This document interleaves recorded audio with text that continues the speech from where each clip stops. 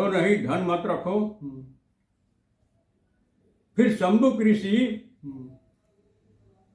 शूद्र जो है था, कोई कहता है तेलिया का वो जात था नहीं, लेकिन अनर्गल हम काहे के बोलने जाए। शूद्र शंभुक ऋषि जैसे हम आपको पढ़ाते हैं, तो जब चारों तरफ ग्रंथ के बाद सुनना नहीं था, गोलबंद होकर एक जगह 10-20 को बैठना नहीं था, पढ़ना नहीं था, धन नहीं रखना था, तो नरक में एक तरह हो गए थे।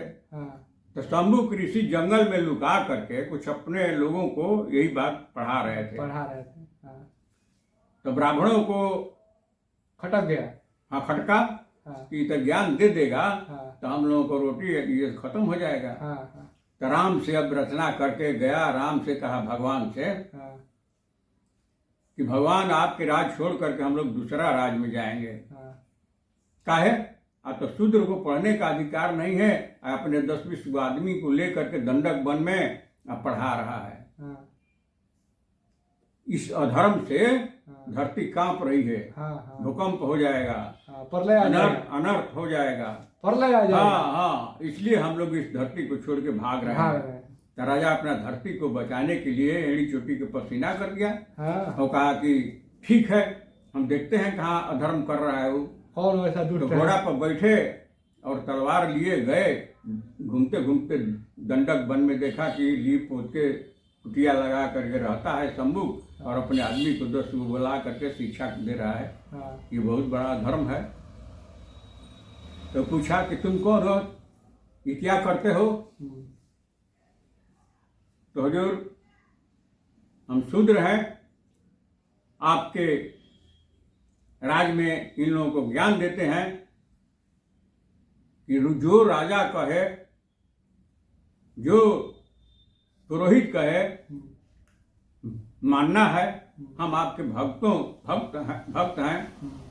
तो ठीक है, तुम भक्त है, लेकिन भगवान के तुम कैसे पूजा करेगा? धर्म ग्रंथों से खिलाफ तुम जा रहा है। तो क्या सर धर्म ग्रंथ नहीं देखना है, नहीं पढ़ना है? तो नहीं, शूद्र करई जप तप प्रतनाना, बैठी बरासन कही पुराना, यह विधि कल्पित करही चारा, बरने न जाए नित्य पारा।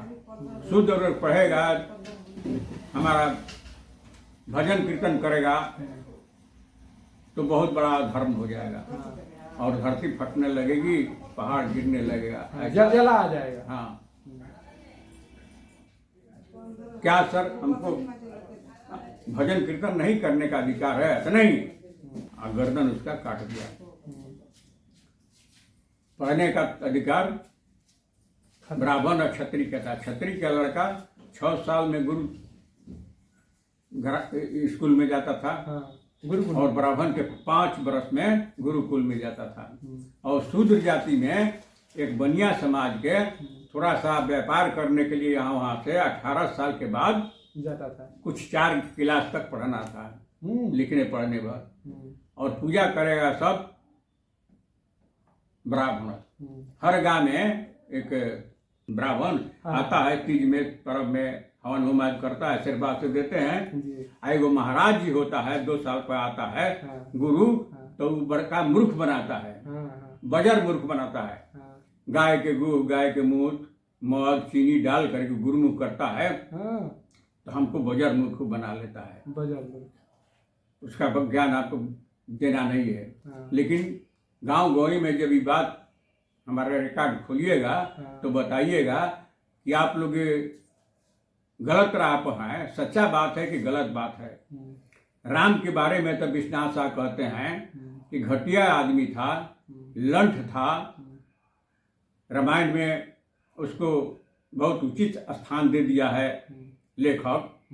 रावण जो था सत्यवादी था, हिंसक नहीं था, उसको राक्षस बता दिया और 10 मुंह बता दिया उसको। तो आदमी को तो 10 मुंह नहीं होता है। नहीं। तो आज हम विवेकशील प्राणी है, पकड़ेंगे, रामायण पढ़ेंगे, सही या गलती को निकालेंगे, पढ़ने का आजादी मिला है। रावण तो ये लोग क्या करता था, आगे चल करके कुछ दिन में गाय के बचना, घोड़ा के बचना, बकरी जो था जब करता था, काटता था, खाता था। हम मधु पर पिता था, किसी के बहू बेटी और चढ़ जाता था। ये उसका नियम था, हाँ, शुद्धिकरण। शुद्धिकरण हाँ, रावण कहता है कि ऐसा जग न होने दो, पशु को काट करके खाना अधर्म है, शराब पीना अधर्म है। तो रामायण में लिखा है कि द्विज भोजन होम श्राद्धा ताहि जाय करो तुम बाधा। रावण कहता अपना सैनिक से कि द्विज भोजन होम श्राद्धा ताहि जाय करो तुम बाधा, अपने सैनिक को पढ़ाता है कि जब मत होने दो। अब भगवान राम क्या कहता है कि प्रातः कहा मुनि समर रघुराई, निर्भय जग करो तो जाई। जब होगा पुणाहिति करो, कोई नहीं आ सकता है। तीर लेके खड़ा है, इसका गुंडा भी खड़ा है, ये भी खड़ा है। तो राक्षस को ही बना दिया उन लोगों को, सत्यवादी आदमी हो गया राक्षस। अब पशु खाने वाला, झूठ बोलने वाला, कुकर्म करने वाला, दूसरे के बेटी को इज्जत न देने वाला आदमी देश पर हावी हो गया। समझे? जी जी। अब रहा शादी करने के सवाल। तो शादी के बारे में बहुत सा चीज है ठाकुर जी प्रसाद के बुक सेलर में। गणनात्वा गणपति हवा महे मजानी गर्भदा त्वम जासी गर्भधम। इसका अर्थ हुआ कि लड़का लड़की के चौका पर बैठाता है तो यही श्लोक पढ़ता है। हाँ। और इस पर कई तरह का अपने पुरखा का नाम लेता है। चावल छोड़वाता है, छिटवाएगा, धान जमाएगा कलश के नीचे, घड़ा एगो रखेगा, पानी रखेगा,